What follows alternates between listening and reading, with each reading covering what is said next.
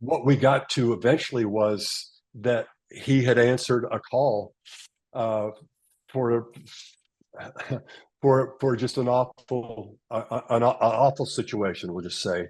And when Yeah. he got there, like, I can't divulge too much, but when he got there, it was a relation. It was somebody that was related to him. And of course, once they figured that out,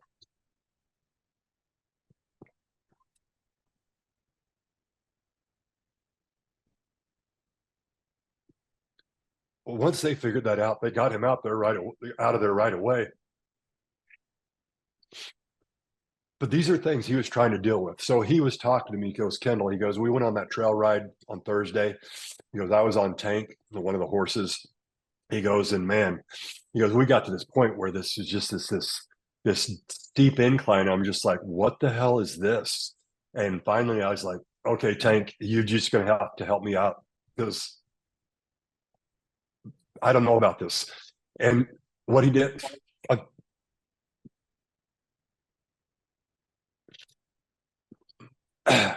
what came up was he realized that he couldn't control everything all the time. He was taken out of that situation right away when they knew, but it was horrific. And what he talked about was going down that steep hill and just letting Tank control it. It was an epiphany for him, which is, okay, I can't control everything. That sometimes I've got to go get some help, and I've got to understand that there's going to be situations that are beyond my control. And that's a cool thing.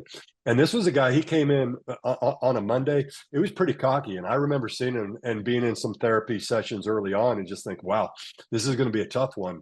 But lo and behold, what happened on Thursday and how he opened up, those are some cool things. And again, it's different. Your first responders versus your veterans, your vets, or even your active duty.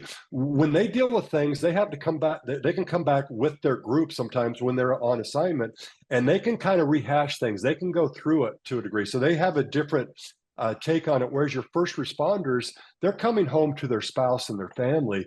And oftentimes, the spouse can't handle it. They don't want to hear it. And I don't mean that in a bad way, but it's horrific stuff.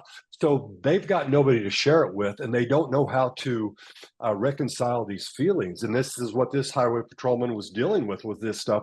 They deal with it on a daily basis. So this is why we brought the first responders in as well. And that being said, so many first responders are former military, so it goes hand in hand. But again, it's funny. I've not told that story where I got that choked up, but it's things like this that come up all the time. And when I'm speaking, I've got stories that I've told hundreds of times, and I still cannot tell them without getting choked up.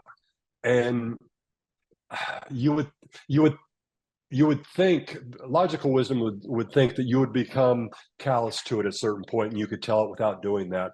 But the fact is I can't. And I wouldn't want that anyhow. That wouldn't be real. But again, I think when I put myself out there and I let the emotions flow, I just think it has an effect. And again, I know I got on a huge tangent, but this is just where I'm going with things, I guess. No, I think it's beautiful. And I couldn't imagine. Well, actually, I would love for you to tell me what it feels like to have people open up to you like that. I'm sure you get it more often than not. I'm sure you get it more than the average person.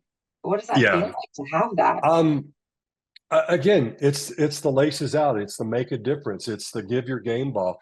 It's the fact of knowing that you're making a difference with somebody for no other reason than it's the right thing to do.